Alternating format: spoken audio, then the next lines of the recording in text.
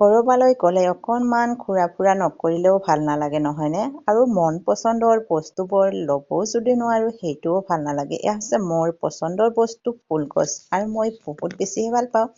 সেয়েহে অকণমান চাই লৈছোঁ আৰু এই মাৰ্কেটখন হৈছে কলকাতাৰ গড়িয়াহাট আৰু সকলো ধৰণৰে বস্তু ইয়াতে পোৱা যায় আৰু ৰেটবোৰো কম কিন্তু বহুত ভাল লাগে। ইয়াত হাজন কাজনৰ আমাৰ মাইকী মানুহখিনিৰ এয়া হৈছে ইক' পাৰ্কত ল'ৰা ছোৱালীবোৰৰ খেলা ধূলা কৰা বস্তু।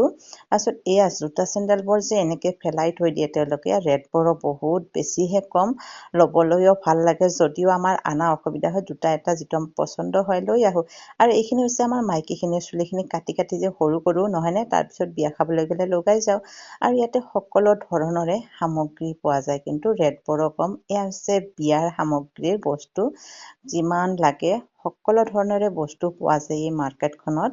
আৰু ঘূৰিও বেছি ভাল লাগে আৰু বস্তুবোৰ একদম হ'লচেল ৰেট, সেইটোৰ কাৰণে আৰু বেছি ভাল লাগে। ইয়াৰ সৰু ল'ৰা ছোৱালীৰ মই অকণমান ঘূৰা ফুৰি কৰিলোঁ, সেইখিনি আপোনালোকৰ মাজত লৈ আহিলোঁ। আজিৰ ভিডিঅ'টো ইমানেই।